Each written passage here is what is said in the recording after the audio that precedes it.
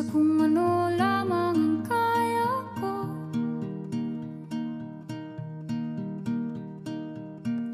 Bigang-biga na sa mga problemang di masolusyonan agad. Parang wala nang bukas. Kasabay po ng pagbaha sa ilang bahay ng Metro Manila ang paglutang din ng pabalik-balik na problema sa mga basura. At pag may tinutugunan daw ito ng mga otoridad, inaalala na isang environmental advocacy na responsibilidad. Akalain mong tambakan ng Direktang basura sa Manila Bay ay pagbabawalan sa problema at isang buwan lang sa unang buwan pag-aaral ng eco-exploration sa baha nasisira. Dahan-dahan nating simulan muli ang paghakbang.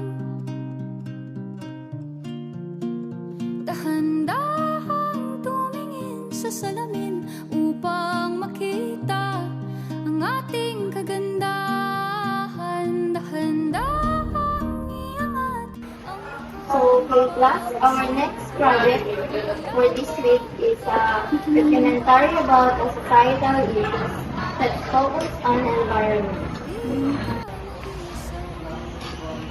Ma'am, gusto po namin ipakita ang tunay na sitwasyon ng pollution dito sa ating eskwelahan.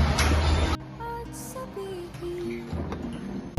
Kahit anong linis natin, babalik din yan. Sayang lang ang oras. Alma, kung walang kikilos, sino pa? Bibigyan ko kayo ng pagkakataon upang kapag-desisyonan ninyo. Linis halos puro pollution. Parang ako raw na direktang basura sa Manila Bay ay pagbabawalan sa problema at isang buwan lang sa unang buwan pag-aaral ng eco-exploration sa baha nasisira. Kayo ba ay hirap na huminga dahil sa halo-halo at iba't ibang amoy sa kapaligiran? Alam niyo ba na tayo at ang iba pang mga nilalang dito sa mundo ang naapektuhan nito? Bakit patuloy pa rin tayong nagkakalat ng basura sa kapaligiran?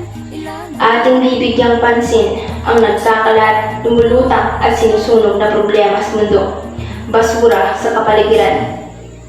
Ang basura ay parang isang pag-ibig. Minsan mo itong pinakinabangan, ngunit sa huli iyong papabayaan. Tunay nga, ang basura ay suliraning kay bigat. Kung minsan ay maliit lang sa ating paningin, ngunit sa kalikasan, ito'y sugat na malalim. Sabi nga nila, ang kalinisan ay kayamanan. Ngunit bakit tila tayo'y nagiging pabigat sa kapaligiran? Tapon dito, tapon doon, walang pake sa likas na yaman. Kahit ang mundong minsang berde, ngayon naging kasawian. Hindi nyo ba napapansin ang ilog na dating malinaw, ngayon ay hindi na nasisikatan ng araw? Ang dagat na dati, tirahan ng mga isda, ngayon puno na ng plastik at tumulutang na problema. Tayo ang dahilan, tayo rin ang lunas. Kung gugustuhin may pagbabago bukas, simulan sa sarili kahit simpleng paraan. Pagpulot ng basura ay malaking ambag iyan. Ang kalikasan ay parang ina, mapagmahal, mapagbigay, ngunit kapag nasaktan, sa atin din bumabalik ang parusang tunay.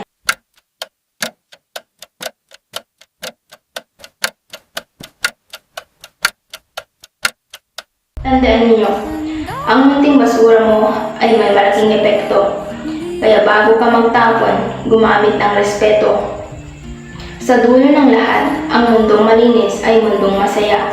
Kaya itigil na ang pagtatapon at simulan ang pag-asa.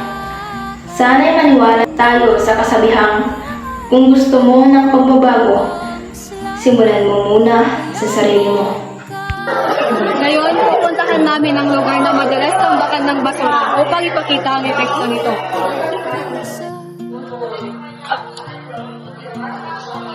Mahirap lagi ako naglilinis pero araw-araw pa rin may basura.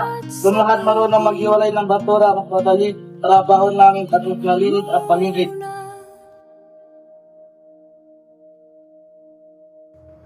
Kada langhap sa hangin, pansin ko na lagi na lang usok. Walang malinis, halos puro pollution. Tignan nyo, itong bakuran namin. dating malinis, ngayon madumi na. Na-realize ko na mali pala ako. Lahat pala ng bagay ay nagsisimula sa maliit, katulad ng pagtapon ng basura.